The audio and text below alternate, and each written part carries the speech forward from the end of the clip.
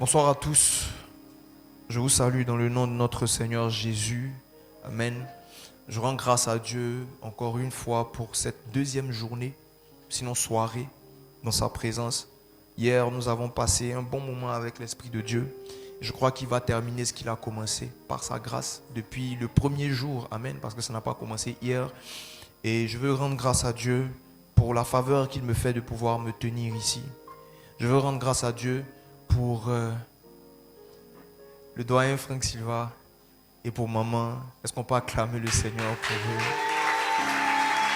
Bénissons le nom du Seigneur pour le révérend, un homme de vision. Et pour sa je bénis Dieu pour la sensibilité et la disposition de son cœur pour faire ce que le Seigneur veut. Alléluia. C'est une grande bénédiction. Je veux bénir le nom du Seigneur pour la vie du prophète Goué. Voilà, du prophète Goué. Est-ce qu'on peut acclamer le Seigneur? Alléluia. Et je veux bénir aussi le nom du Seigneur pour la vie de tous les hommes de Dieu qui sont présents dans cette salle que je ne connais peut-être pas. Merci pour vos vies, pour le ministère que vous avez décidé d'accepter. C'est un grand sacrifice. Alléluia. Je salue la présence du Saint-Esprit particulièrement ce soir. Sans lui, ça ne serait pas possible. Amen. Jésus a exigé des disciples qu'ils attendent que le Saint-Esprit vienne avant de pouvoir être ses témoins. Et si nous pouvons nous tenir dans sa présence pour parler de sa part, c'est seulement possible par le Saint-Esprit. Alléluia. Je bénis le nom du Seigneur pour la vie de mon épouse, Esther, pour l'équipe fidèle qui est encore là. Aujourd'hui, on a un nombre un peu réduit, mais je bénis le nom du Seigneur encore. Messika Colombe, pour l'évangéliste Aubin, pour Israël. Que le Seigneur bénisse chacun d'entre eux et que le Seigneur te bénisse toi pour avoir accepté la sélection du Seigneur pour être ici aujourd'hui. Amen. Alors, sans trop de transition, nous allons commencer parce que aujourd'hui, contrairement à hier, on a pas mal de lectures à faire. Amen. Parce que si on ne fait pas les lectures, on risque de ne pas bien cerner là où le Seigneur veut nous emmener. Amen. Il faut que vous voyez comment c'est écrit textuellement dans la Bible. Et puis après, on va parler. Amen. Alors, ils te feront la guerre, mais ne te vaincront pas. Hier, je ne vais pas revenir sur tout ce qui a été dit hier. Le révérend Franck Silva a bien a expliqué déjà ce dont on a parlé de façon générale. Et aujourd'hui, nous allons avancer avec le Saint-Esprit sur ce qu'il veut nous dire aujourd'hui. Amen. Il a insisté pour que je partage avec vous un aspect, une portion d'un message qu'il m'avait donné et je me suis laissé guider par lui. Je crois qu'il va faire ce qu'il a prévu de faire aujourd'hui. Et j'ai le même sentiment dans le cœur, c'est qu'aujourd'hui, le révérend le disait tout à l'heure, il y a des instructions de Dieu. Amen. Voilà, ça a été vraiment une confirmation pour moi qu'ils le disent. Alléluia. Donc, restons attentifs de la même manière que nous l'avons été hier et que nous avons certainement été depuis le début de ce séminaire. Alléluia. Alors, nous allons aller dans la parole de Dieu. Le passage de base, donc, Jérémie 15, le verset 20. Je te rendrai pour ce peuple comme une forte muraille d'airain. C'est de ça que nous avons parlé hier. Ils te feront la guerre, mais ils ne te vaincront pas. On a parlé des sources, donc des fondements, des fondations de nos vies, de l'importance qu'il y a d'avoir un cœur fondé en Christ pour être justement ce qu'on ne va pas vaincre. Ce n'est pas une parole comme ça que Dieu a prononcée. Chaque parole que Dieu déclare est toujours appuyée, basée sur un principe. Il y a toujours une logique derrière ce que Dieu dit. Quand on parle de foi, on a l'impression que la foi est quelque chose d'illogique. La foi n'est pas illogique. La foi a la logique de Dieu, où elle fonctionne selon la logique de Dieu, qui est différente de notre logique à nous. Amen. Et c'est ça souvent qui crée un problème, parce que nous avons une logique, une manière d'analyser, de voir, de comprendre les choses. Et bien souvent, quand Dieu nous demande de faire quelque chose, ça va à l'encontre de ce que nous avons comme principe et comme habitude. Donc ça nous perturbe. Alléluia. Mais la foi n'est pas illogique. Nous ne comprenons peut-être pas comment ça fonctionne, mais il y a un système de fonctionnement derrière. Il y a une mécanique derrière. Chaque chose que Dieu fait a un sens. Amen. Et nous allons parler de quelque chose de particulier aujourd'hui pour continuer dans le thème que nous avons commencé à aborder. Alléluia. Alors, nous allons prendre Genèse 48. Genèse 48, on va lire des versets dans ce chapitre. On va lire les versets 1 et 2, les versets 4 et 5, les versets 13 et 14 et les versets 17 à 20. Amen. On va prendre le temps de lire ça d'abord et ensuite on va avancer. Alors, Genèse 48, du verset 1 au verset 2. Après ces choses, l'on vint dire à Joseph, « Voici, ton père est malade. »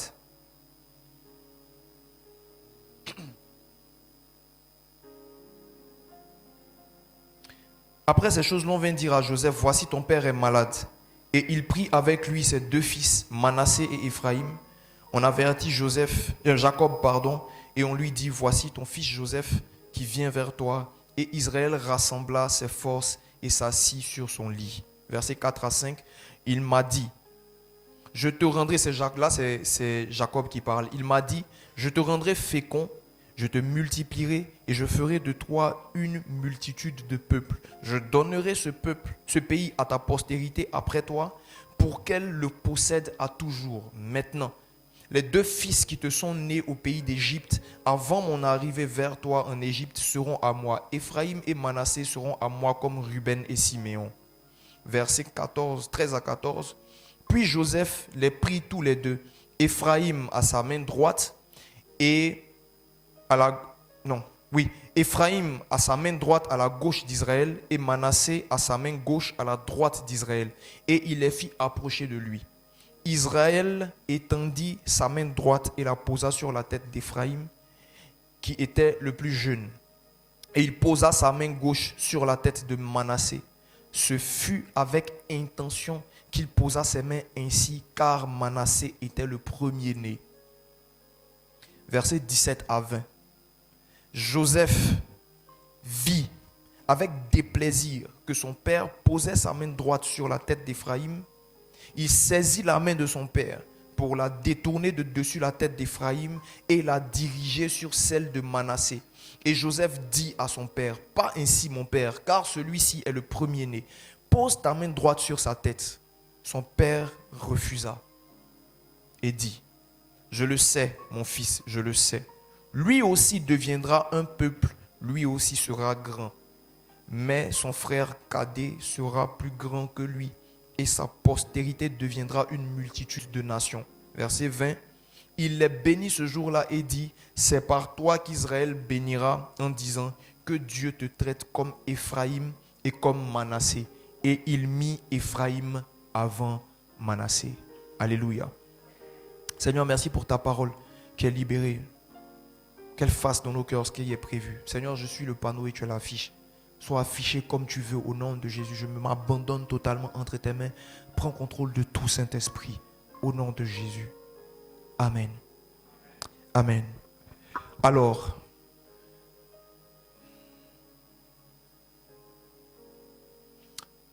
plusieurs années auparavant, donc avant cette scène que nous venons de lire, un homme du nom d'Abraham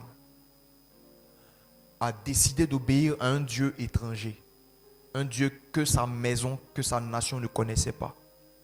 Il était à Our en Chaldée et il y a un Dieu qui s'est révélé à lui et qui lui a demandé de quitter sa maison, de quitter son père. Bon, ils avaient déjà quitté Our en Chaldée. Ils étaient arrivés à Charan. Amen. Et donc, Dieu va demander à Abraham de quitter sa nation, de quitter son père et de partir pour un territoire qu'il ne connaît pas et que l'Éternel lui montrera. Donc, c'est-à-dire qu'Abraham est parti sans savoir où il partait. Et Dieu lui a donné une promesse. Il lui a dit, je ferai de toi père d'une multitude. Je te bénirai, je te multiplierai, je te donnerai le territoire sur lequel tu seras nomade. Amen. Je donnerai ce territoire-là à ta descendance. Et le jour où cet Abraham, qui est aujourd'hui appelé le père de la foi, à cause de comment il a eu confiance en Dieu, parce qu'il faut se rappeler que quand Dieu donne cette instruction à Abraham, déjà lui demandant de quitter sa maison, sa patrie, pour aller dans un endroit qu'il ne connaît pas, et deux, qui lui dit que je ferai de toi une multitude, sa femme est stérile. Et Abraham a déjà 75 ans. Amen. Mais il obéit. Souvenez-vous que c'est un Dieu qu'il ne connaît pas. Parce qu'aujourd'hui, quand on parle de ce qu'Abraham a fait, on le voit de façon trop naturelle. On a l'impression que c'est évident. C'est pas comme aujourd'hui, on peut se déplacer d'un lieu à l'autre, en voiture, on a des téléphones, on peut donner des nouvelles. Non. C'est-à-dire que tu quittes chez toi et tu t'en vas pour un endroit que tu ne connais pas sans avoir la possibilité, s'il y a un problème, d'appeler qui que ce soit pour venir t'aider. Et tu t'en vas sans savoir où tu vas. Amen. Donc Abraham est parti. Et à un moment donné de sa marche avec le Seigneur, il fait alliance avec Dieu. Et quand il fait alliance avec Dieu, le Seigneur lui rappelle ce qu'il lui a promis. Il lui rappelle ce que Dieu dit qu'il va faire avec lui. Mais il lui dit quelque chose.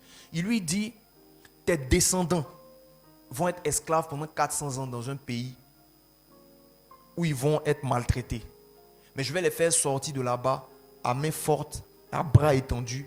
Je vais les faire sortir de là-bas avec de grandes richesses. Pour l'instant, ce pays où tu es, les péchés des Amoréens ne sont pas encore arrivés à leur comble. Le péché de ce peuple n'est pas encore arrivé à son comble.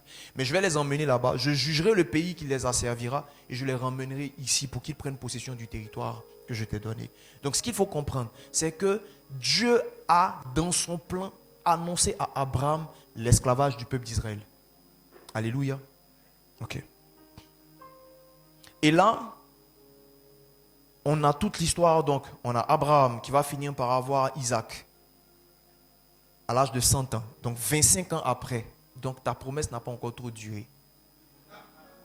Amen. 25 ans après, il a Isaac. Isaac se marie, son épouse est stérile. Il implore l'Éternel. Dieu lui donne des jumeaux. Jacob, Ésaü et Jacob. Alléluia. Conflit entre les deux depuis le ventre.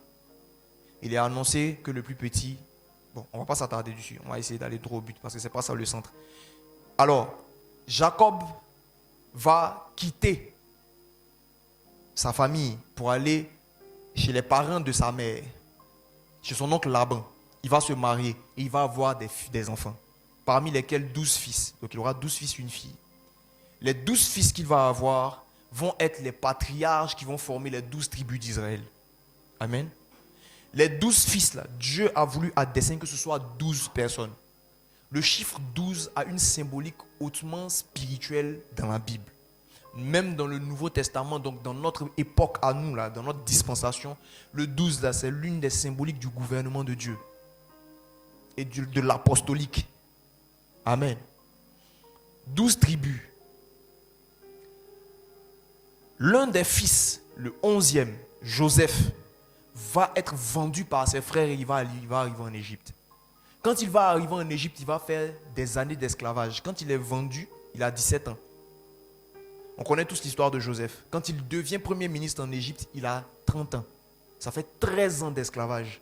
Enfin, une partie d'esclavage et puis une partie de prisonnier. Donc 13 ans de maltraitance, de difficultés, etc. Mais la main de l'Éternel était avec lui.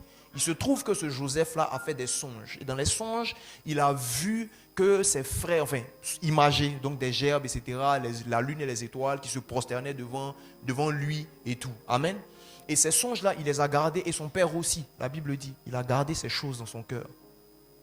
Joseph est vendu, il fait ses 13 ans d'esclavage. Et il finit par sortir et à être promu en tant que premier ministre d'Égypte après avoir interprété les songes les chansons du panetier et puis ensuite les songes de Pharaon. Et puis il est positionné. Quand Joseph est positionné, à un moment donné, la famine arrive. La famine qu'il avait annoncée par l'explication du songe de Pharaon. Quand la famine arrive, c'est une famine qui est mondiale. Mais à cause du fait que Dieu avait préservé, ou du moins il avait préparé l'Égypte par Joseph, il y avait à manger en Égypte pendant qu'il y avait la famine partout. Ses frères, envoyés par leur père, vont arriver en Égypte pour pouvoir chercher à manger. Et ils vont croiser leurs frères qui ne reconnaîtront pas. Amen. Ok. Mais il se trouve qu'il y a eu une période de famine, une période d'abondance. Pendant la période, donc une période d'abondance d'abord et ensuite une période de famine. Pendant la période d'abondance, Joseph va avoir des fils. ces deux premiers, qui seront Manassé et Éphraïm.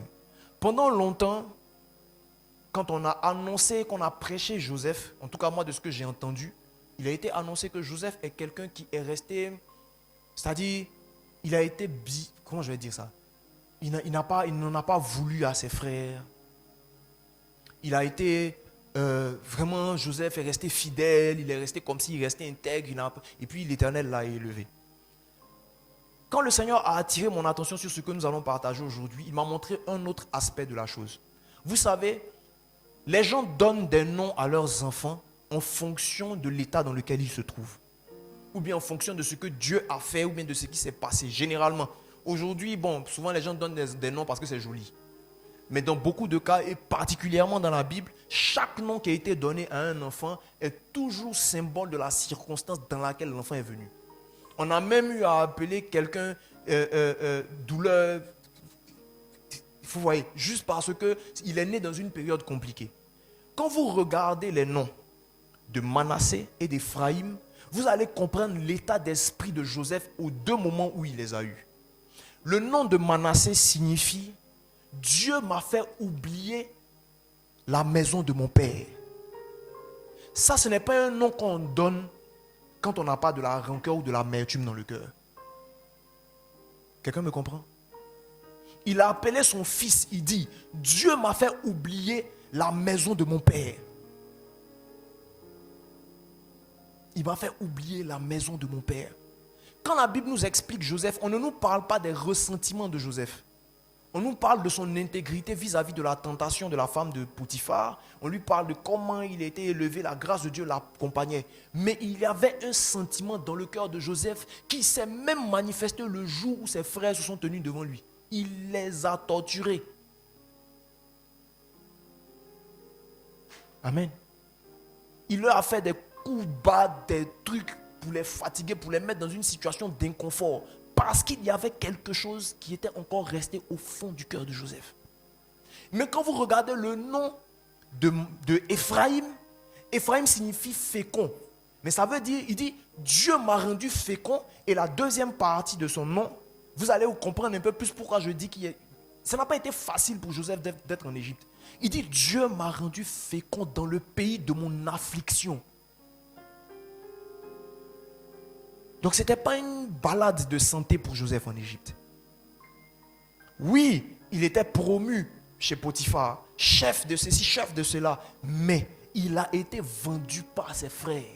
Quel que soit le bon, comme on dit, dans lequel il pouvait se trouver en tant que la grâce de l'Éternel était avec lui, tout se passait bien, Potiphar lui a donné des choses, il a été vendu par ses propres frères pour devenir esclave, alors que son père était immensement riche.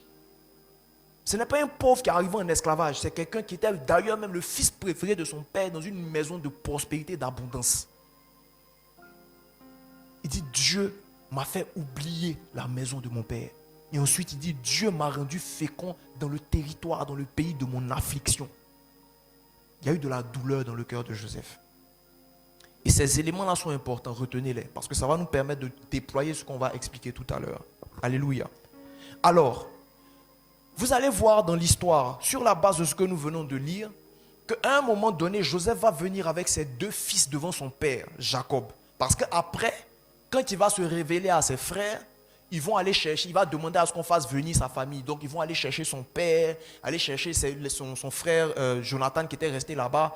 J'ai dit Jonathan. Benjamin qui était resté là-bas. Et puis ils sont venus tous en Égypte s'installer. Jacob était vieux et aveugle.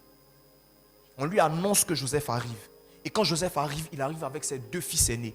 Et quand il arrive avec ses deux fils aînés, son père demande quels sont ces deux-là. Il est aveugle. Il dit non, ce sont mes fils, Manassé et Éphraïm. Et il va vouloir que son père va vouloir bénir les enfants. Donc parce qu'il est aveugle, Joseph va les positionner de sorte à ce que son père n'a jusqu'à étendre les mains comme ça devant pour pouvoir les bénir. Sans avoir à chercher qui est qui. Et pour ne pas qu'il y ait erreur, il les a positionnés parce que Manassé étant l'aîné, la bénédiction de la main droite, on va dire ça comme ça, devait venir sur lui. Et la bénédiction de la main gauche devait être pour son frère. Mais quand il va les poser, il va les placer devant son père, il va les bénir comme ça. D'accord? Joseph va dire, mais non. Parce que celui sur qui tu es en train de poser ta main droite là, c'est l'aîné. Pardon, c'est le cadet. Et Jacob va dire, oui, je sais. Il n'a pas vu, mais il sait. Il dit oui, il va devenir grand, mais son frère sera plus grand que lui. Je me suis longtemps demandé, mais pourquoi est-ce que ça s'est passé comme ça? Pourquoi il a fallu que Ephraïm soit béni de la bénédiction de l'aîné au lieu que ce soit Manassé qui le soit? Il y a certainement une raison. Dieu ne fait pas les choses juste parce qu'il faut les faire. Alléluia. Mais, est-ce qu'il dit ça maintenant? Bon, allons-y. Quand il va finir de les bénir, on va reparler de pourquoi. Je vais vous expliquer le pourquoi tout à l'heure. Donc, quand il va finir de les bénir, il va dire, avant de les bénir même, il va dire à Jacob, à Joseph, il dit, tes deux fils là, que tu as eus pendant la période d'abondance, ils seront à moi. Comme Ruben et Siméon, qui sont les deux fils aînés de Jacob. Alléluia. Il dit, Ephraïm et Manassé seront à moi comme Ruben et Siméon. Alléluia. Ils vont rentrer dans mon héritage. Et il le précise, il dit, les autres frères, tes autres fils que tu as eus là, eux ils seront comptés dans le témoin, dans l'héritage de leurs frères. Mais ceux-là, ils seront dans moi mon héritage, comme si c'était mes propres enfants. Donc c'est-à-dire que les enfants de Joseph sont devenus pour lui comme ses frères. Et il précise quelque chose. Il dit, tes fils qui sont nés dans la période avant la famine, avant que nous n'arrivions ici. Pourquoi? Parce que ces fils-là sont une provision pour Israël au même titre que l'abondance qui était venue pour pouvoir être une provision pour Israël. Vous allez voir que quand Joseph va avoir sa rencontre avec ses frères qui va se révéler à eux, ses frères vont pleurer. Et il va dire, n'ayez pas peur, ne vous inquiétez pas. Parce que l'Éternel m'a fait venir ici pour vous sauver la vie. Il dit, le mal que vous aviez prévu me faire, l'Éternel a tourné ça en bien. Il m'a envoyé ici pour vous sauver la vie. Écoutez, la bénédiction dans vos vies ne sont pas juste des bénédictions que vous devez avoir pour être bénis. Chaque chose que Dieu pose dans vos vies, qui est une forme d'élévation, qui est une forme de grâce, de victoire, est quelque chose qui doit profiter à quelqu'un d'autre. Ce n'est jamais que pour vous. Jamais. Et souvent, les choses bonnes et grandes que Dieu met dans vos vies sont pour les personnes même qui vous persécutent. Mais ce n'est pas seulement pour les gens qui sont vos contemporains.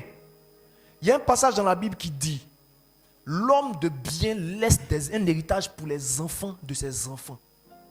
Quand Dieu parle de la prospérité ou de l'abondance, ou quand Dieu parle du fait d'être productif, il ne pense jamais à une génération. Parce qu'il est plus important pour Dieu de laisser un héritage que d'avoir quelque chose à manger sur place. C'est pour cela que certains parmi vous, vous n'allez peut-être même jamais profiter des promesses de l'Éternel, bien que vous ayez été fidèles dans ce que Dieu vous a demandé. Parce que ce que Dieu dit que vous allez posséder est souvent pour des gens qui vont venir après vous. Quand vous regardez en hébreu, quand on parle des héros de la foi, on cite des gens, on cite les exploits qu'ils ont faits, et à la fin du passage, on dit tous ces gens sont morts sans avoir reçu tout ce qui leur avait été promis. Mais pourtant, on les cite comme étant des héros de la foi. Donc la foi dont on parle et dont on a parlé hier, ce n'est pas quelque chose seulement qui vient pour nous donner de posséder, c'est au-delà de ça. C'est plus une question d'être capable de rester ferme sur ce que Dieu nous a dit jusqu'à ce qu'on parte. Et cette foi-là va produire un résultat. Donc la foi dans ta vie, là, l'objectif de la foi, ce n'est pas que tu possèdes. On n'a pas dit que tu as la foi seulement quand tu acquiers. Tu as la foi quand tu arrives à rester fidèle à ce que Dieu t'a dit jusqu'au bout, même si tu ne le vois pas. Mais la foi que tu as va permettre que quelqu'un d'autre qui est de ta descendance prenne avantage de ce en quoi tu as cru. Donc, les paroles de Dieu sur ta vie ne sont jamais que pour toi. Ça va au-delà de ton propre confort. Ça va au-delà de ta simple victoire personnelle. Ça va au-delà du travail que tu vas avoir, de la famille que tu vas fonder. C'est une question de descendance et d'héritage. Donc, au-delà du salut, pour les frères de Joseph et sa famille, si Joseph n'avait pas été emmené en Égypte comme une provision, ou bien comme une source de salut pour la provision des enfants d'Israël pour vivre, il n'y aurait pas eu de Jésus-Christ. S'ils étaient morts dans la famine, il n'y aurait pas eu de Jésus. Et s'il n'y avait pas eu de Jésus, il n'y aurait jamais eu de toi et de moi réunis ici pour pouvoir parler de ce dont nous sommes en train de parler. Quelqu'un me comprend? Donc, quand Dieu élève Joseph et qu'il le positionne en tant que premier ministre en Égypte, ce n'est pas juste pour que Joseph soit béni, pour dire j'ai été béni. C'est parce qu'il y a un but derrière. Et un objectif qui va au-delà de juste une question de 30 ans, mais de 13 ans, de 25 ans de vie. C'est aller dans des milliers d'années. C'est un impact sur la durée. Mais nous notifions bien, nous quantifions la quantité ou la qualité de l'impact de la bénédiction de Christ dans notre vie en fonction de notre lifetime. Dieu va au-delà.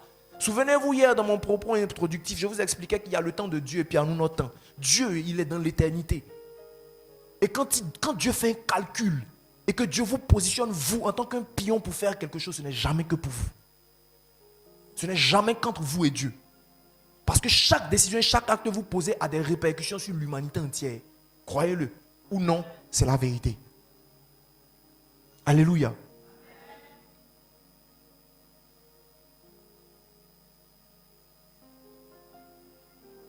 On va lire Deutéronome 18 du verset 1 au verset 2.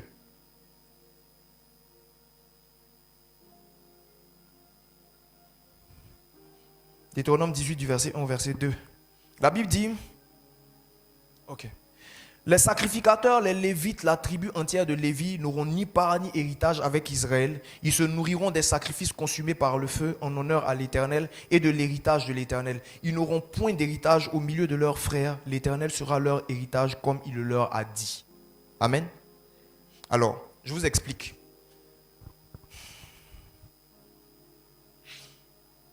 Les 12 fils de Jacob, qui sont devenus les 12 tribus d'Israël plus tard. Je vous ai dit qu'il y a Ruben, Siméon qui étaient les aînés. Ensuite, il y a Lévi, le 3e. Il y a Judas, le 4e. Et ça continue jusqu'à Joseph, le 11e. Et puis ensuite, on a Benjamin, le 12e. Amen. Il va y avoir, quand le peuple d'Israël va sortir d'Égypte, pour se retrouver dans le désert, leur même bêtise qu'ils ont fait de idolâtrie, etc. Dieu va se fâcher. J'essaie vraiment de raccourcir, de donner le contexte pour qu'on puisse se concentrer sur ce qu'on va dire. Il ne faut pas que le temps finisse. Dieu va se fâcher. Et puis, il va dire, comment il s'appelle? Moïse va dire, à moi ceux qui sont pour l'Éternel. La Bible dit que toute la tribu de Lévi, que les Lévites sont venus du côté de l'Éternel. Et puis, ils ont tué dans le camp sans tenir compte de qui connaissent, qui ne connaissent pas. Tous ceux qui se sont souillés par l'idolâtrie, les Lévites, se sont tenus comme le bras de l'Éternel pour purifier la nation.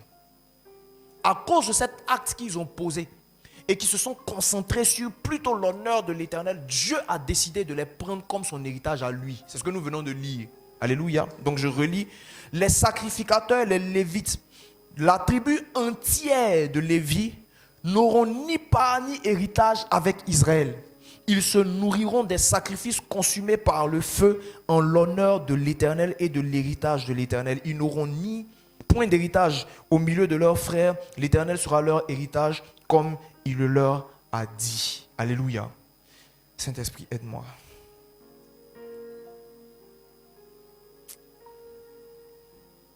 Aide-moi à synthétiser. Ok. D'accord. Donc, les 12 tribus, ils sont 12, ils sont censés rester 12. S'ils ne sont plus 12, ce n'est plus la même chose. Dans le Nouveau Testament, Dieu va choisir 12 apôtres. Donc 12 disciples qui vont devenir les 12 apôtres. Après, les disciples vont se multiplier. Mais il y a 12 apôtres. Quand la nouvelle Jérusalem descendra des cieux, elle est basée sur 12 piliers, avec 12 pierres précieuses.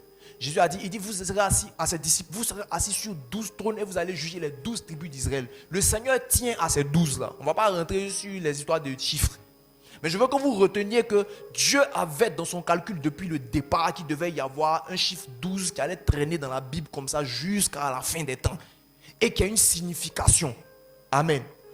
retenez que Dieu ne fait rien au hasard. Et s'il s'accroche autant à ce chiffre 12, il y a une signification derrière. Amen. Je ne vais pas venir vous expliquer la signification du chiffre 12. Je vais vous expliquer comment Dieu arrive dans ses planifications à préserver ses plans au-delà de nos calculs. Amen. Ok. Dieu parle à Abraham et puis il lui annonce que tu vas avoir des descendants dans plusieurs années qui vont aller être en esclavage dans une nation pendant 400 ans. Quand ils arrivent en Égypte, parce que Dieu a permis que Joseph aille en Égypte pour les sauver, ils viennent tous ensemble avec leurs enfants. Joseph a des enfants et son père Jacob, 400 ans avant leur sortie d'Égypte à peu près, décide de prendre 2 fils de Joseph comme ses propres enfants. Pourquoi? Ils étaient 12, ils sont devenus 14. Ou bien, ils étaient 12, il prend 2, et puis il dit, je les prends comme Ruben et Siméon. Donc ils deviennent mes enfants. Ça fait 14. 400 ans avant. Sinon, plus de 400 ans avant. Après cela, les enfants d'Israël font 430 ans d'esclavage. Ils sortent d'Égypte. Ils arrivent dans le désert. Il y a une contestation. Il y a une tribu qui s'élève parmi toutes les tribus pour dire, nous, on s'élève de la part de l'Éternel. Et puis Dieu les retire de l'héritage. Ils deviennent 11. Ils deviennent 11. Mais Dieu avait toujours prévu qu'il y aurait 12 tribus. Quand on cite les espions qui sont partis à Canaan, on cite 12 espions. Un espion par tribu, n'est-ce pas? Mais quand on cite les 12 tribus, on ne cite pas Lévi. Pourtant, ils sont quand même 12. Pourquoi? Parce que Ephraïm, que Jacob a pris depuis 430 ans au départ, là, est compté comme un fils. Il est venu remplacer Lévi. Et quand on dit la tribu de Joseph, on dit virgule, la tribu de Manassé. Donc Manassé est devenu comme l'héritier de Joseph. Et puis Ephraïm est devenu comme l'héritier ou bien le remplaçant de Joseph si vous voulez. Et puis Ephraïm est devenu comme le remplaçant de Lévi. Ça fait toujours 12. Mais pourquoi est-ce que le fils second est devenu l'aîné parmi les deux? À cause de la nature qu'ils transportent par leur nom. La rancune n'hérite de rien.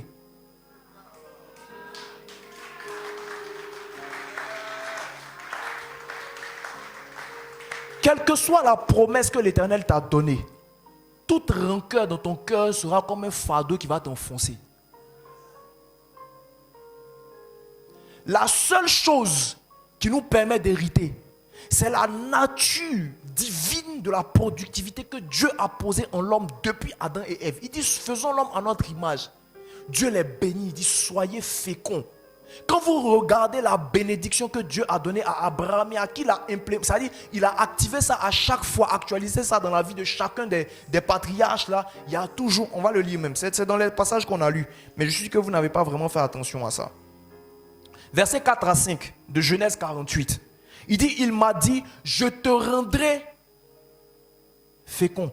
C'est la promesse, le centre de la promesse de Dieu à Abraham, qui est le père de la foi, c'est la fécondité. Amen. Mais celui qui est censé être la bouée de sauvetage des Juifs, quand il arrive en Égypte, selon le plan et le calcul de Dieu qui avait été annoncé bien avant même la naissance de son père, avant même la naissance de son grand-père, ça veut dire qu'ils sont allés en Égypte là, pour être esclaves. Ce n'est pas un concours de circonstances, c'est une décision céleste qui a été écrite. C'est un décret spirituel qui avait été pris. Et puis Dieu annonce à Abraham que tes descendants que je t'ai donnés, ils vont aller faire 400 ans d'esclavage. C'est volontaire. Ils sont allés sciemment en Égypte par le calcul de Dieu. Donc Joseph qui est vendu là, il n'est pas vendu en fonction du mauvais cœur de ses frères, il est vendu en fonction d'une décision spirituelle de Dieu. Que Dieu a annoncé à son arrière-grand-père. Et pour que ça arrive là,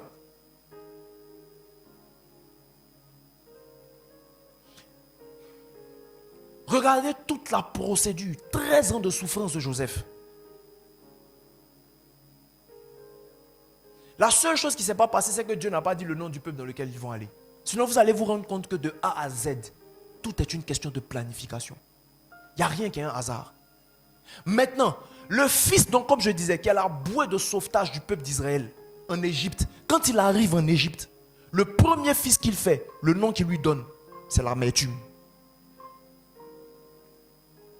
Mais ensuite, au fil des années, il fait un deuxième fils. Et là, il se rend compte de ce que Dieu a fait. Et de façon consciente ou inconsciente, il donne à ce fils-là le nom qui correspond à la bénédiction d'Abraham. L'Éternel m'a rendu fécond. Et pas n'importe où, dans le pays où on m'a fait la guerre. Dans le pays de mon affliction.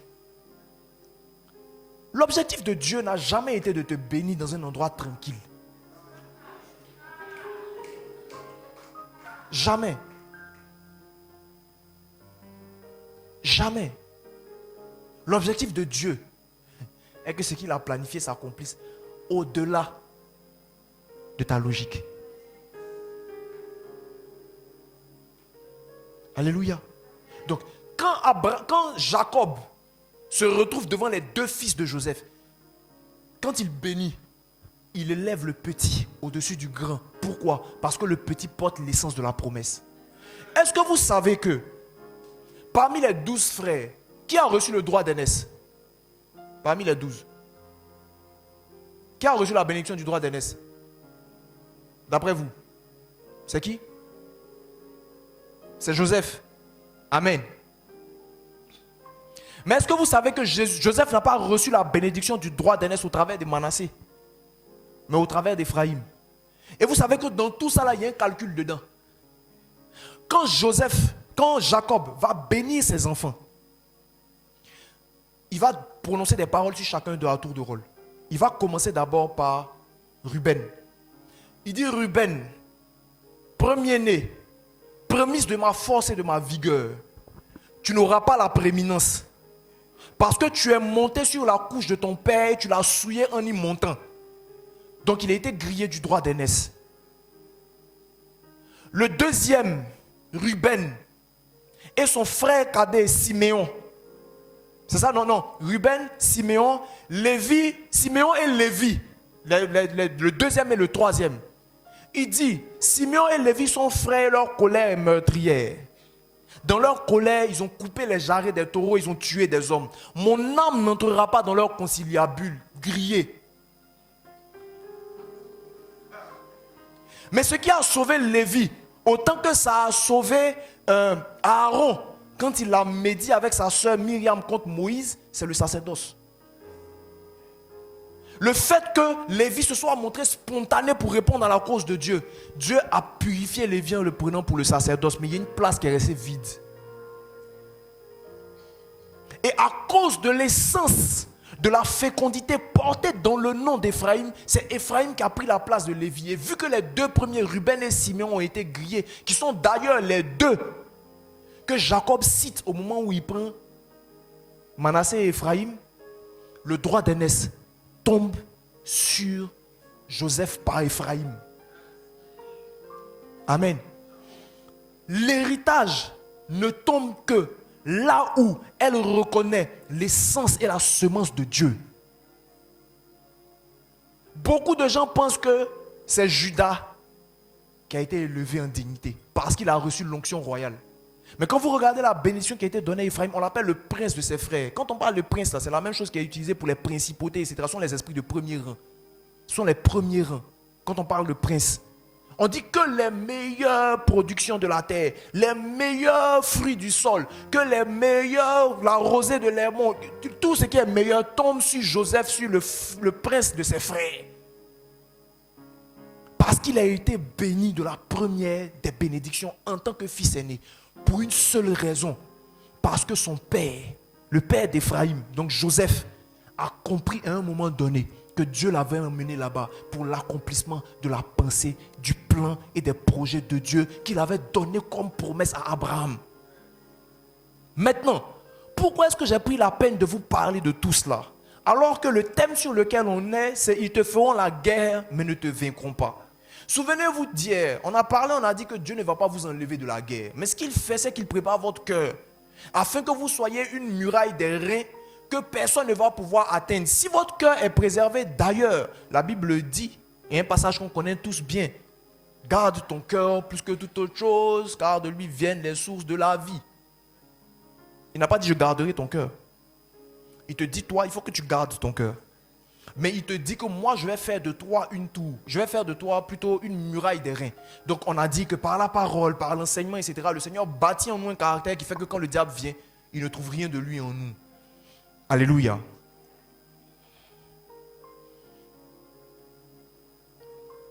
Dieu, l'Éternel, m'a rendu fécond dans le territoire de mon affliction.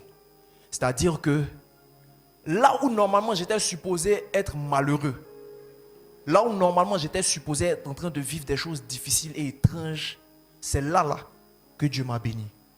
Et ce n'était pas la première fois que Dieu le faisait. Parce que préalablement, ou du moins avant ça, Dieu l'avait fait de même pour le père de son père.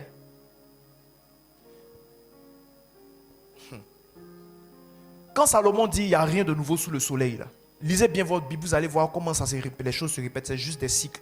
Et toutes ces personnes-là, comme on le dit souvent, ces personnes-là, ce sont des images de Christ.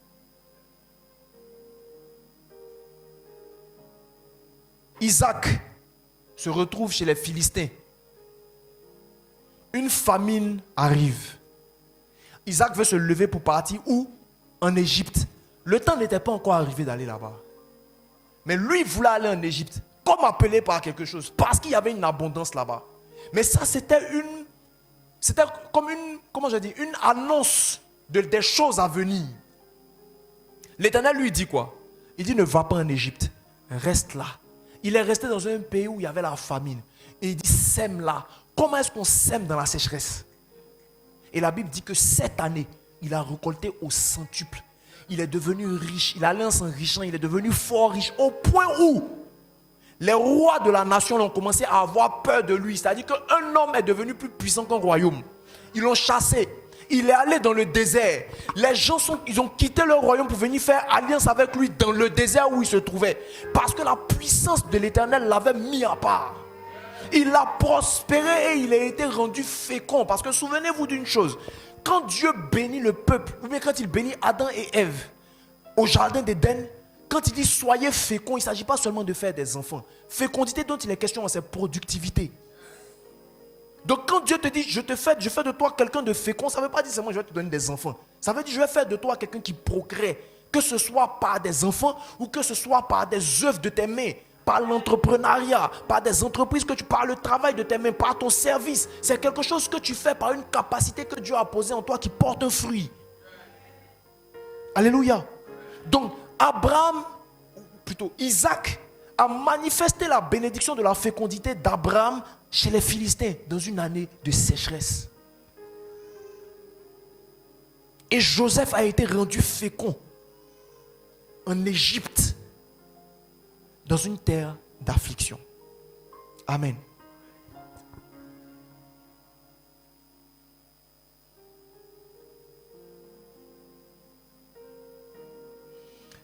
Je veux parler avec toi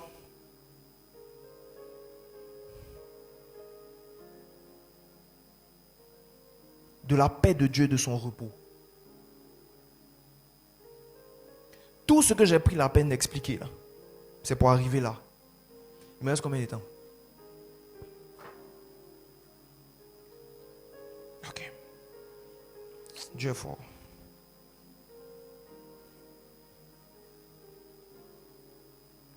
Il y a quelques semaines,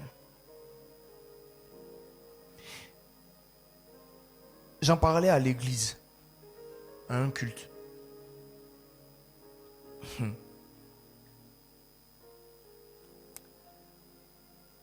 Et le Seigneur m'a poussé à venir parler avec toi.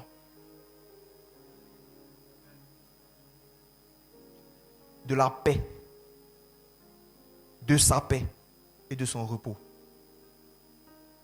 Mais souvenez-vous, que notre thème d'aujourd'hui parle de guerre. Alléluia. Pour beaucoup d'entre nous, la paix, c'est l'absence de trouble. C'est la définition qui est donnée d'ailleurs même par le dictionnaire. Pour faire simple, la paix, c'est l'absence de trouble. Donc quand l'Éternel dit, je vais te donner la paix, quand Dieu te promet que tu seras en paix dans ta tête, ça veut dire que tu seras calme, au calme, tranquillement. Il n'y aura aucune guerre autour de toi. Tout va se passer parfaitement bien. Même si c'est vrai qu'il va y avoir des difficultés de temps en temps, le malheur atteint souvent le juste, mais l'Éternel l'en délivre toujours. Donc, je serai en paix.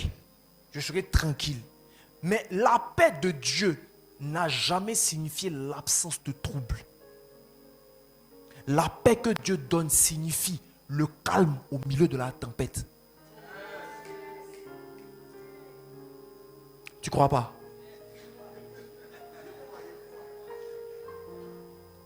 La paix de Dieu n'a jamais signifié absence de trouble. Et ce passage, ce thème-là, nous parle de la paix de Dieu. Il dit, ils te feront la guerre, mais ils ne te vaincront pas. Ça ne veut pas dire que tu ne seras pas en guerre, mais ça veut dire qu'au milieu de la guerre, tu seras en paix. Comment est-ce que c'est possible? Philippiens 4, le verset 7. Philippiens 4, le verset 7. Ok. Et la paix de Dieu qui surpasse toute intelligence gardera quoi? Gardera quoi? Et quoi? En qui? Hier, quand on était en train de parler du fait que Dieu disait à Jérémie qu'il allait faire de lui une muraille des reins, je vous ai dit que ça parlait de quoi? Alléluia. Et de ses pensées. Si tes pensées sont troublées, quelle que soit la paix et le calme qu'il y a autour de toi, tu es en guerre. Mais si tes pensées sont en paix, quel que soit le tumulte autour de toi, tu es en paix.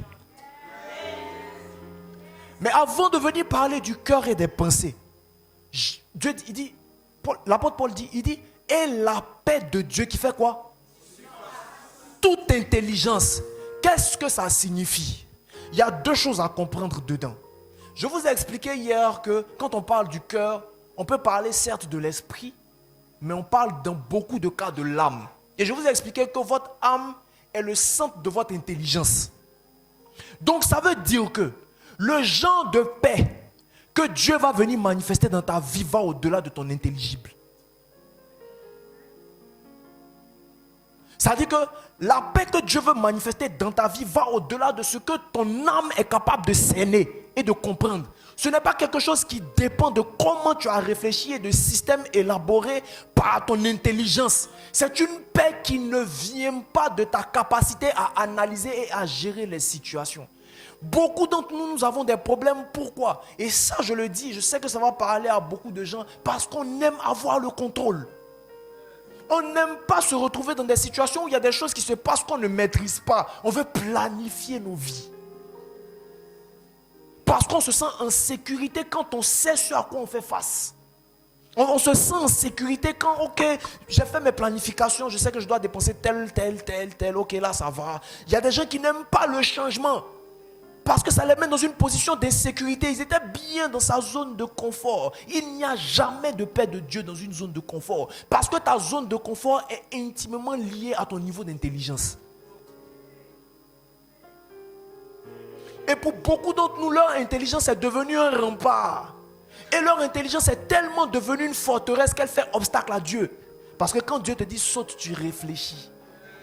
Hier, on parlait des forteresses, non? Je vous ai dit que les forteresses, ce n'est pas seulement des esprits. Satan n'a pas besoin d'emmener un esprit dans ta vie quand toi-même, déjà, ton mode de réflexion fait obstacle à Dieu. Il n'y a pas besoin de t'envoyer un esprit. Toi-même, tu as l'esprit.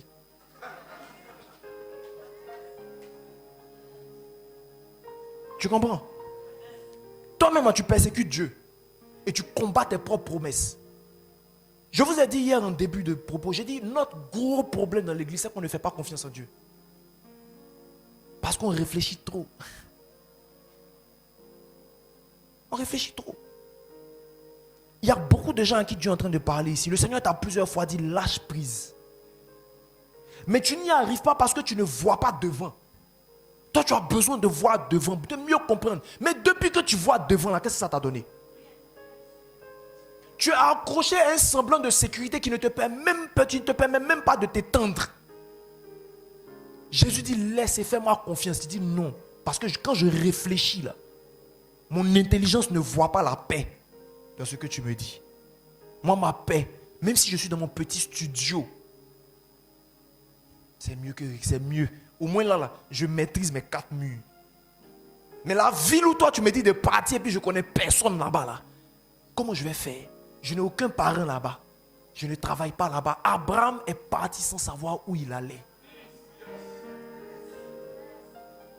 On dit, et la paix de Dieu qui surpasse toute intelligence va garder votre cœur.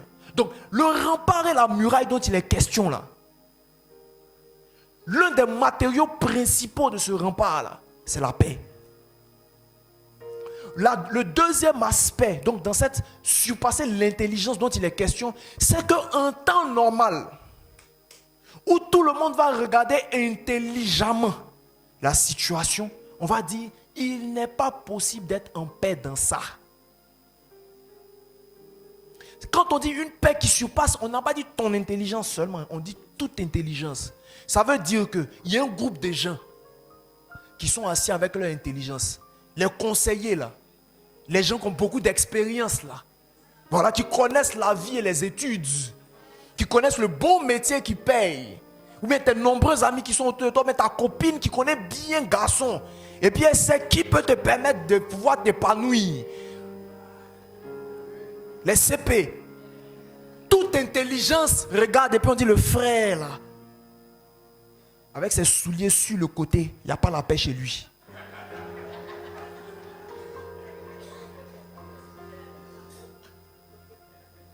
Le travail que tu vas accepter là, est-ce que tu as bien regardé le contrat? C'est 60 000. Hein? Tu vas aller. Tu vas travailler dans ça. Rien que ton transport et ta nourriture, l'argent est fini. Tu vas faire comment? Il y a ton frère hein, qui est là, hein, qui doit payer on doit payer ses études. Nous, on t'a soutenu jusque là, on est fatigué. C'est à ton tour de prendre le relais. Hein? Ton travail où tu t'en vas là, il n'y a pas la paix là-bas. Quand on dit ils te feront la guerre, il y a certes les êtres humains, mais il y a aussi la logique du monde. Et la logique du monde là, ce n'est pas toujours la logique qui va venir te dire oui, il faut aller te prostituer, il faut tuer un homme, tombe dans l'impudicité, etc. Non, ça c'est facile. Mais c'est la logique qui est logique. Ça c'est le pire. Qu'est-ce qu'il y a de mal à chercher à avoir un salaire qui te permet de payer ton loyer chaque mois? Mais Dieu te dit non, ne prends pas ce travail, va travailler où c'est gratuit. Ton argent ne suffit pas et puis Dieu te dit, j'en parlais, il te dit donne ta dîme, fais des semences. Seigneur, mon argent ne me suffit même pas d'abord. Et puis j'ai enlevé de l'argent dedans encore pour pouvoir venir donner à l'église. Le Dieu qui t'a parlé là, il ne sait pas combien on te paye. Écoutez, ce genre de sujet là, je ne me sens pas gêné d'en parler. Vous savez pourquoi?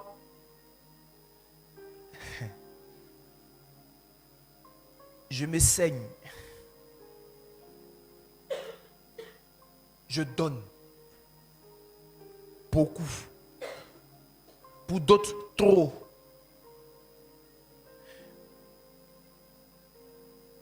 Je travaillais dans une agence de communication. Dans laquelle agence on me payait en dessous de mes capacités. Parce que quand je rentrais dans l'agence, j'avais déjà 11 ou 12 ans d'expérience professionnelle. Mais le salaire qu'on me donne, là, ça ne paye même pas mon loyer. Quand je suis allé, le Seigneur me dit, prends. J'ai dit, alléluia. J'ai fait 2 agences comme ça. Au terme de la 2e, il dit, démissionne. J'ai un enfant, ma femme est enceinte.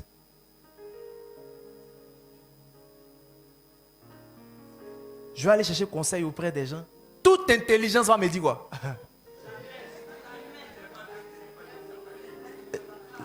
la folie est rentrée dans... La verge de la correction va séparer la folie de toi, petit. J'ai pris le temps, 4-5 mois pour prier, pour chercher Dieu.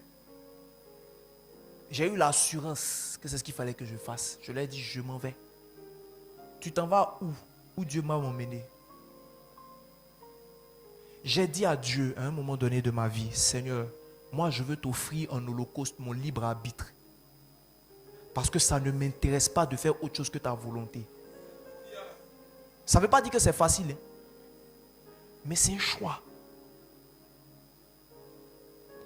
Il n'y a rien qui va te garder, qui va te donner plus de paix que l'assurance de la paix de Dieu. Rien. Rien. Il dit, et la paix qui surpasse toute intelligence gardera ton cœur. Ce n'est pas l'argent. Ce n'est pas la belle maison, ce n'est pas la belle voiture. Ce n'est pas le poste, ce n'est pas la position de renom. Ce n'est pas parce qu'on te connaît en tant que ça veut dire que oui, là, tu es en sécurité parce qu'on te respecte.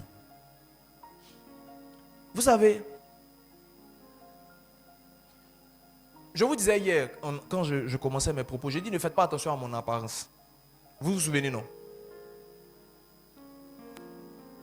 Les gens généralement me donnent 13 à 15 ans de moins que l'âge que j'ai en vrai. Et à cause de ça, partout où je passe, il y a quelqu'un qui m'a demandé, tu es en quelle classe? Ce jour-là, il n'est pas aimé. C'est pas passé. C'est pas passé. Et ça, c'est un exemple parmi tant d'autres. Mais ça, c'est mon quotidien. Donc, premièrement, je ne vieillis pas. Deuxièmement, dans ma compréhension du service de la vie chrétienne, moi, je n'imagine pas Jésus comme un gars qui a un faux charisme. C'est-à-dire le gars qui est... Mon fils, ça va? Ça va? Ça va? Une fois que je croise quelqu'un qui fait ça, j'ai du mal automatiquement parce que je vois que de l'apparence. Et comme je souris, que je cause avec tout le monde, je salue les gens, je fais des accolades, on te minimise. Parce que le chrétien aime quand on le mystifie. Et quand tu veux être simple et vrai dans ta marche avec le Seigneur, on te prend, quand tu te fais petit, on te prend pour un enfant. Il faut que tu te gonfles pour que les gens te respectent. Et à un moment donné, en dehors même de l'église, au dehors, ça a commencé à affecter ma paix. Ce qui a fait que j'ai commencé à changer de caractère. Quand je monte d'un taxi, quand le chauffeur me la peur de me dire bonjour.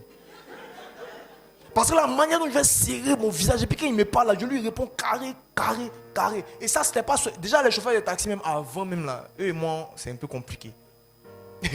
Parce que j'aime pas les bavardages. Bref. Mais imaginez qu'à chaque fois où vous partez quelque part, les gens vous prennent comme si, on vous pense comme ça, on pense comme ça, on dit ceci, on dit cela. À un moment donné, ça a commencé à affecter ma paix. Et puis le Saint-Esprit a attiré mon attention et dit, regarde, tu es en train de changer. À cause du regard des gens sur ton apparence, tu as commencé à vouloir leur montrer que tu as 15 ans de plus. Mais est-ce que tu es en paix dans ton cœur? J'ai décidé de redevenir la personne simple que j'ai toujours été. Au risque de me faire minimiser. La guerre, là, nous on imagine trop les sorciers. Mais Satan a des armes beaucoup plus subtiles que ça. Oui, je vous dis que son arme principale, c'est la ruse. Il élabore des techniques. Et puis il prend son temps. Mais il t'aura à l'usure. Et la chose qu'il combat dans ton cœur, c'est ta paix. Parce que quand tu es troublé, tu n'arrives plus à voir devant. Tu ne peux plus garder tes yeux fixés sur ce que Jésus te dit. Qu'est-ce qui s'est passé pour que Pierre s'enfonce? Qu'est-ce qui s'est passé? Il a dit, Seigneur, si c'est vraiment toi, dis-moi de venir, je vais venir. Il dit, viens. Pierre est descendu. Quelle foi? Mais on dit, il a entendu le vent souffler. Il a eu peur. Et il a commencé à s'enfoncer. Et il a crié à Jésus. Alléluia. La parfaite, ou bien l'une des plus parfaites illustrations de la manifestation de la paix de Dieu dans la Bible, C'est Jésus dans la barque avec ses disciples battus par les flots et puis Jésus dort. Ils disent, ne vois-tu pas? En d'autres termes, on t'a suivi, tu nous as emmenés ici. Quand toi-même tu réfléchis là, tu vois pas qu'on est en train de mourir? Non, si toi-même tu es un peu, toi-même là, faut regarder. On est en train de mourir, toi tu dors. Mais Jésus n'était pas sur des rives tranquilles. Il était dans une barque au milieu des flots et puis il est en train de dormir. Il est inconscient de ce qui se passe. Pourquoi? Pas parce que c'est un inconscient notoire, mais parce qu'il sait que rien ne va lui arriver. Donc vous avez deux personnes, deux types de personnes dans la même barque, dans la même circonstance. Il y a un qui dort et puis il y a 12 qui pleurent. La paix de Dieu de 1 a surpassé toute intelligence de 12. Jésus n'a jamais dit que tu allais être en paix selon les hommes pour avoir sa paix ou pour prospérer ou pour réussir. Il dit, je vais t'élever dans le territoire de ton affliction. Là où tu travailles pour te persécuter, là, Dieu veut t'élever là-bas. La marche chrétienne que tu as décidé de mener, et puis les choses sont difficiles, tu n'arrives pas à t'en sortir. C'est là-bas que Dieu veut te bénir. Ça n'a jamais été une question de facilité. Jamais. La paix de Dieu qui surpasse toute intelligence. Ce que Jésus est venu te dire aujourd'hui. Et je crois que c'est à dessein. Il me reste combien de temps? Ok.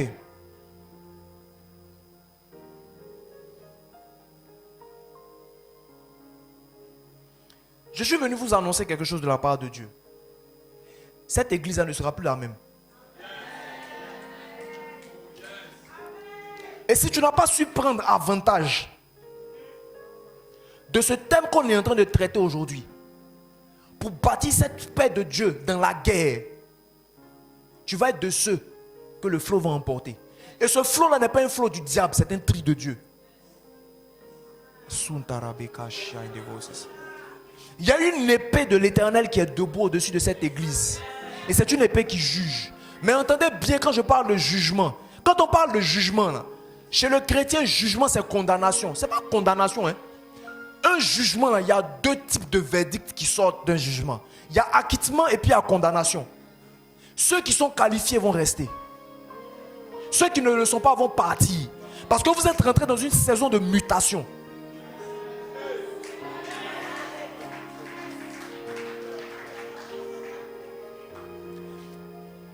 Il y a un film. Barado Sakia et Boches.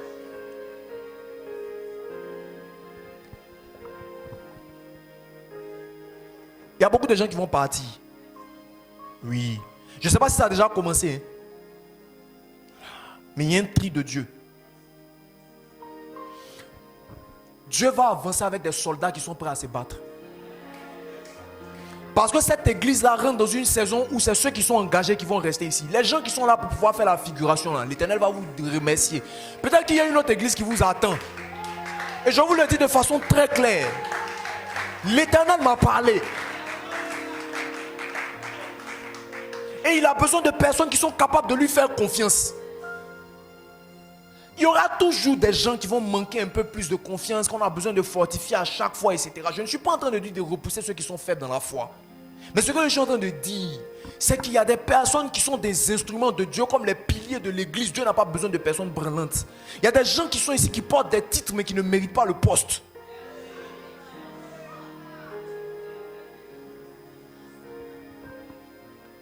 Cette œuvre-là est une œuvre de Dieu. Et le Seigneur n'est pas ici pour faire le m'as-tu vu.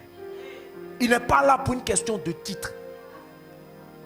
Il est là pour une question de sincérité de cœur et de personnes qui sont prêtes dans la tempête de dire, Seigneur, le vent souffle, hein, mon cœur bat peut-être, mais si tu es à côté de moi, je sais que je peux y arriver. Josué et Caleb, la Bible dit, ils ont été animés d'un autre esprit. Pourquoi? À cause de la manière dont ils ont parlé. Il dit oui, il y a des géants là-bas. Les fils d'Anak là, oui, ils sont là-bas. Mais moi je t'annonce une chose. Je vous dis, peuple d'Israël, si l'Éternel est avec nous, ces gens seront du pain pour nous.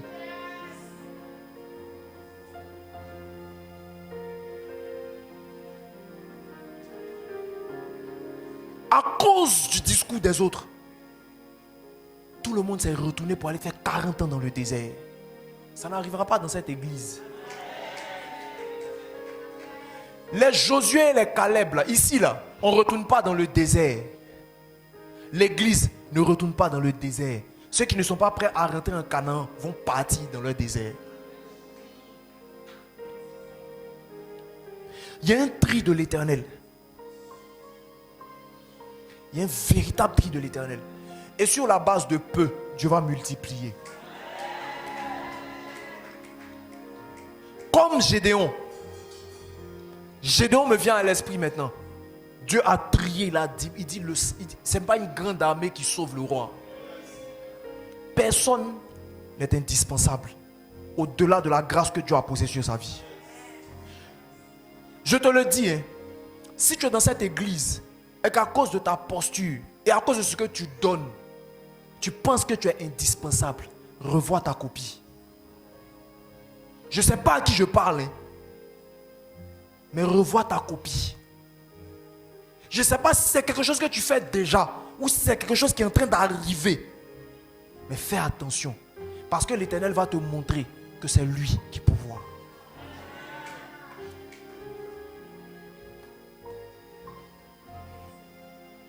Viens ici.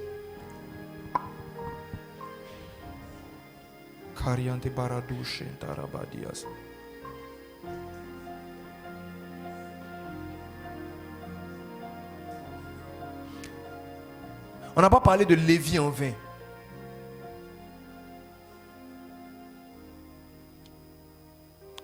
Moïse a dit, à moi ceux qui sont pour l'Éternel. Le peuple à qui Moïse a dit ça, c'est le peuple qu'on appelait le peuple de Dieu. Il ne parlait pas des païens. Vous me comprenez? Il ne parlait pas à des païens, il parlait au peuple de Dieu. Et puis dans le peuple de Dieu, il dit à moi ceux qui sont pour l'Éternel. Ça veut dire qu'il y a des gens qui sont dans l'église mais qui ne sont pas pour l'Éternel.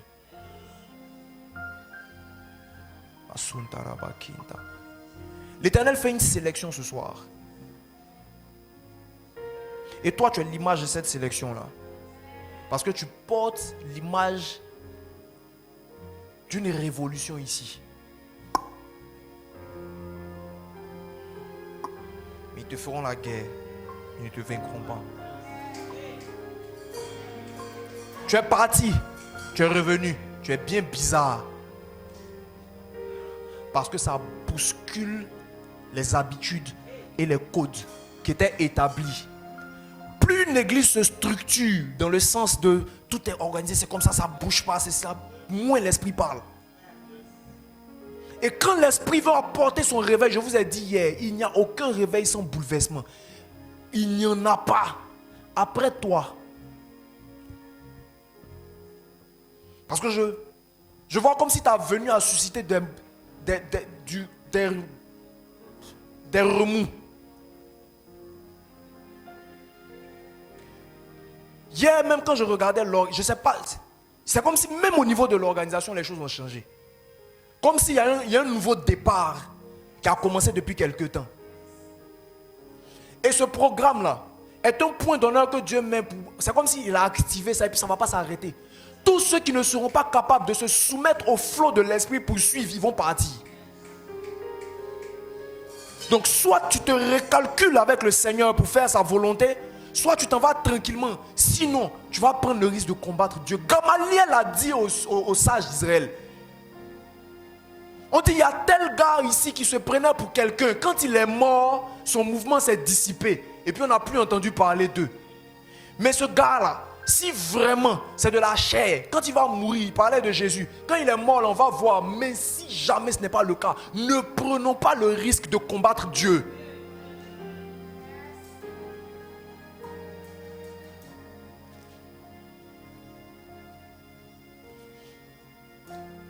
Des dons ont été donnés, ils ont été activés en Dieu.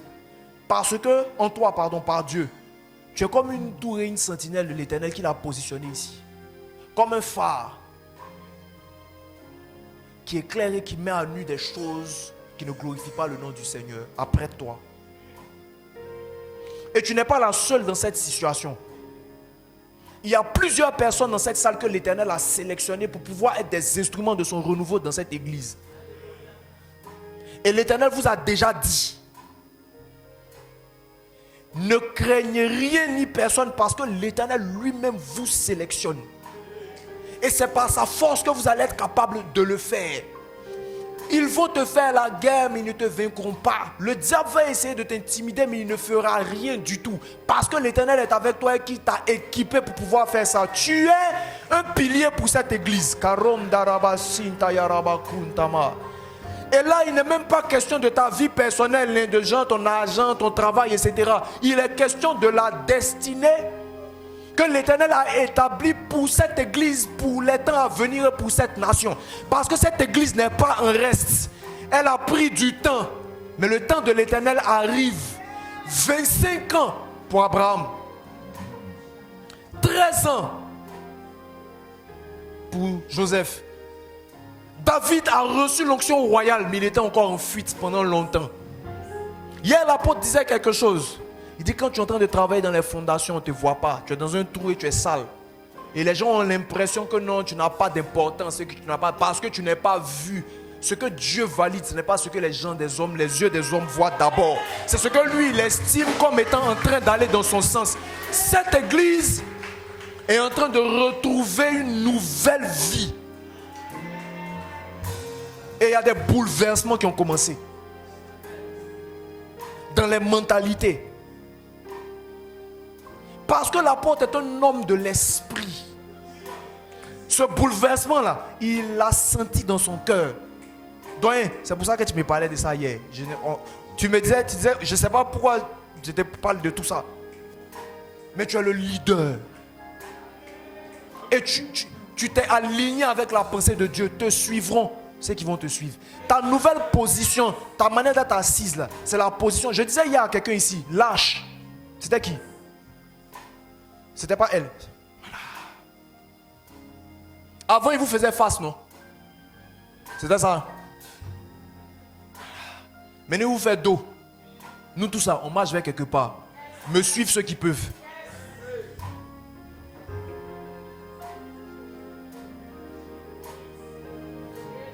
Et l'Éternel va mettre à part des Lévites ici. Barandolobo shakande andarabaku sata. Ense andorobo siantale ki antarabu kanta yereao shete. Kurada bradia ante sentere Moses.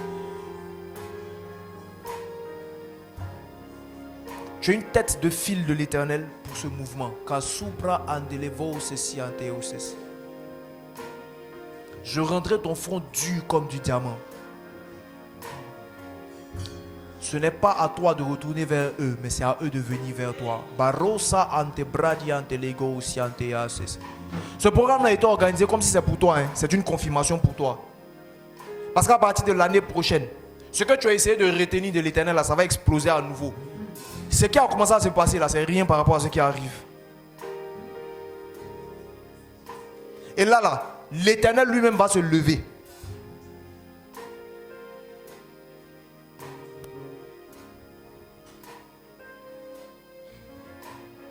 Nous allons nous tenir debout.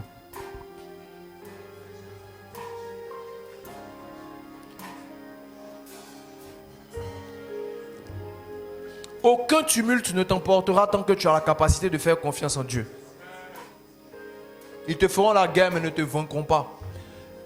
Une intelligence qui surpasse, une paix qui surpasse toute intelligence. Le Seigneur te veut comme Jésus dans la barque.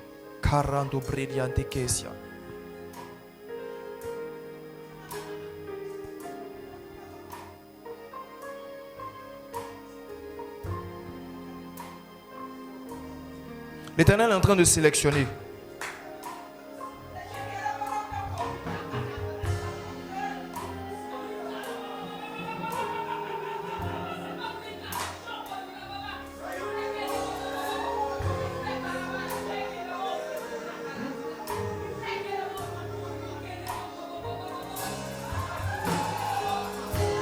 Il appelle ses soldats. Marondelebo santayante sintalekia sataye.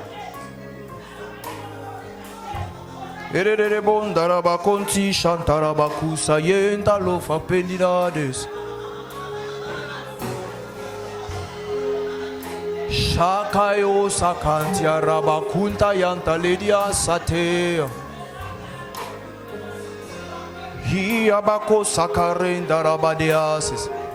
Il y a un feu qui est en train de saisir le cœur de certaines personnes ici. Donc tu as des palpitations en ce moment-là parce que l'Éternel est en train de te dire, ton cœur là, je l'ai pris. Et j'ai besoin de lui pour faire l'œuvre à laquelle je t'appelle. Jérémie 12, le verset 5. La Bible dit, si tu cours avec des piétons et qu'ils te fatiguent, comment pourras-tu lutter avec des chevaux?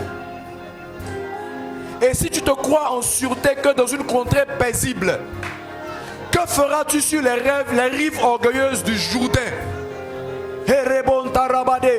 Il dit, si ta paix là ne se manifeste que dans le calme, alors ta force est faiblesse. Il n'y a même pas besoin de me déplacer.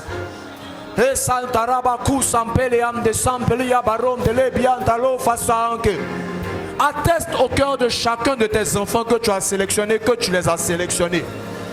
Vous connaissez les Soufataya, Epeita Fosayaka, Kontolofa Sarabadin Kalontia, Redos, Shakayan Kalabosam Tarabadea, Orobondease, esprit de sagesse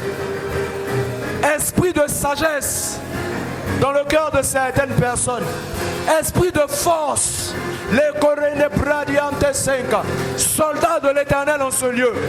L'Éternel vous sélectionne. Hélas, Pelekosian tailleur, Brados, Bradas, le Nolobokon de Liriache, Kayo Kanfositia, Erosa, Periam, Paliria, Bariria, Tonobokon Kolokon Kinta Yeleboka. Ah! Comme à la chambre haute, des flammes de feu, des langues de feu qui descendent sur les personnes concernées. Mais ne les donc fait si encore. Mais les bosses.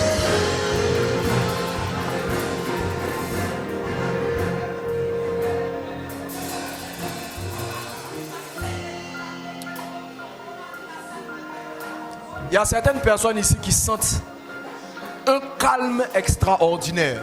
Il ne faut pas croire que la sélection, c'est seulement le fait de tomber à terre et de pleurer ou de crier ou de parler en langue. Il y a quelqu'un ici qui sent un calme. Mais un calme, une sérénité. L'Éternel va te connecter à lui dans le calme. Et vous qui êtes en train d'expérimenter ça, vous êtes des gens à qui Dieu va beaucoup parler pour cette église.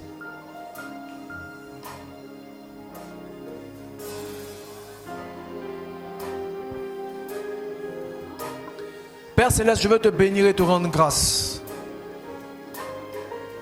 Je te dis merci pour ce temps que nous avons passé en ta présence. Seigneur, j'ai apporté une part. Et je sais qu'il y a encore une grande part qui arrive.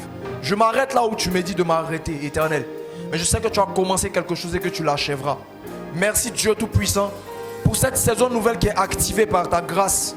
Merci Éternel Dieu Tout-Puissant parce que tes planifications célestes prennent effet en ce lieu au nom de Jésus-Christ de Nazareth. À cause de l'obéissance de ton serviteur et de son cœur. Merci parce que tu fais des choses extraordinaires et que ce peuple ne sera plus jamais le même et qu'il te rencontre à un niveau auquel il ne t'a jamais rencontré auparavant. À toi la gloire, à toi l'honneur éternel. Nous te bénissons pour cette nouvelle saison et pour ta victoire et ta paix qui est manifestée dans le cœur et le repos qui vient de toi qui est manifesté pour chacun d'entre eux au nom de Jésus. Merci Seigneur. Amen. Alléluia. Avant de passer le micro, juste une dernière chose. Nous avons parlé de la paix. On ne s'est pas attardé sur l'aspect repos.